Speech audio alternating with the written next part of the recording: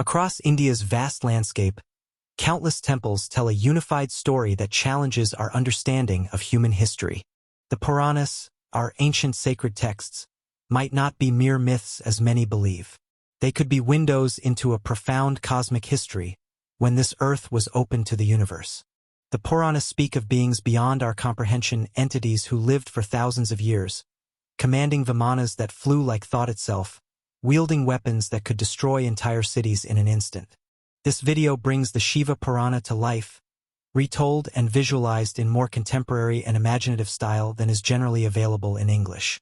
It is possible that beginningless Shiva, of the 8 cosmic bodies, the fire from whose third eye ends the universe, Brahma, the 4-headed creator, and 4-armed Vishnu, who sleeps on an infinite sea, are not imaginary beings, but inconceivable masters of the stars.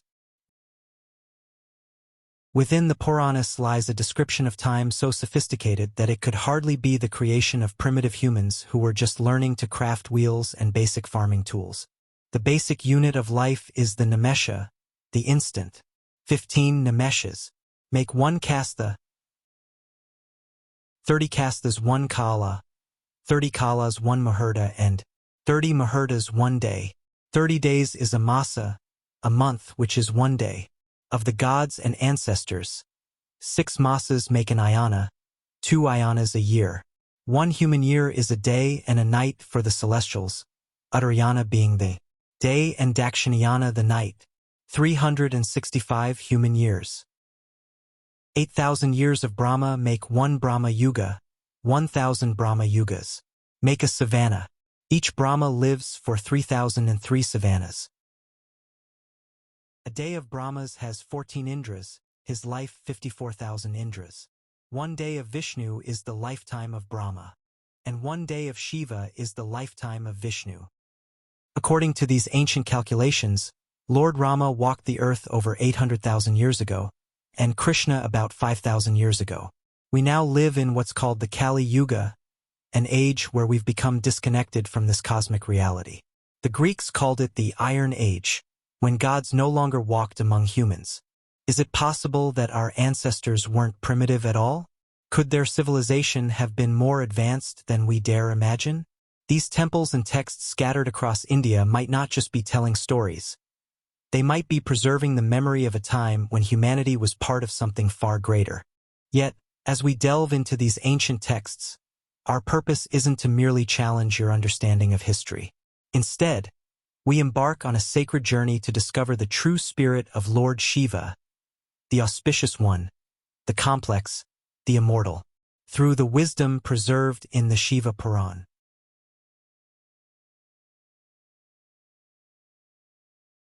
Once, in the age before time, the god Brahma was filled with the desire to create. From his mind, he brought forth the rishis, the gods, and the spirits. Yet he knew something was missing, a force of balance, someone who would bring unity and stability to the ever-changing universe. And so, he called forth Rudra, who we know today as Shiva.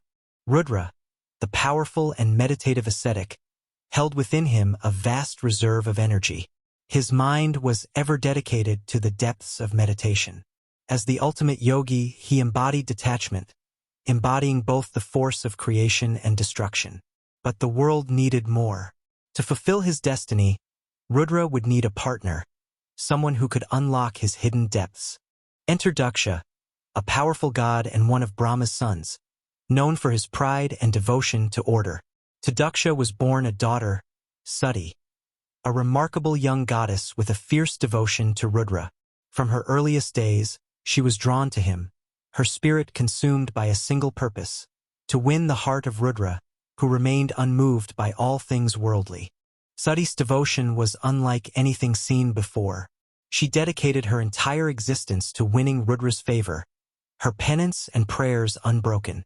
Months turned to years, and finally, her dedication stirred Rudra from his meditation. When he opened his eyes, he beheld her devotion and agreed to take her as his wife, marking the union of fire and ice, of asceticism and divine love. Their union was celebrated across the heavens, as all knew the importance of their bond.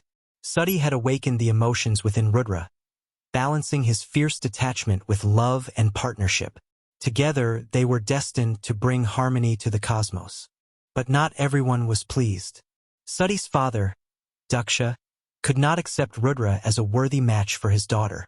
He saw Rudra as a mere ascetic, wild and untamed, unfit for the refined world of the gods. His resentment grew, setting in motion a tragic series of events.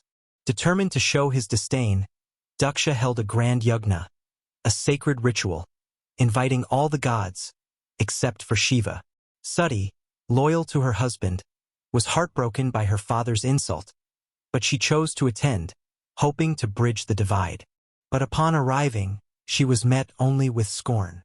Daksha's pride refused to see beyond his prejudice, and he openly insulted Shiva before all. The heartbreak was too much for Sati to bear. In an act of profound despair and defiance, Sati invoked her own inner fire, sacrificing herself to the flames to protest the disrespect toward her beloved Rudra. Shiva's sorrow turned to fury when he learned of Sati's fate. In his grief, he unleashed his rage upon Daksha's ceremony, sending his loyal follower Virbhadra to destroy all in sight. Daksha was brought low, and his pride reduced to ashes. The tale of Rudra and Sati is a story of love, sacrifice, and the tragic consequences of pride. Sati's death shook the heavens, yet from her sacrifice came a powerful realization for Shiva. In her next life, Sati would be reborn as Parvati, destined to join Shiva once again. Their love would prove eternal, transcending even life and death.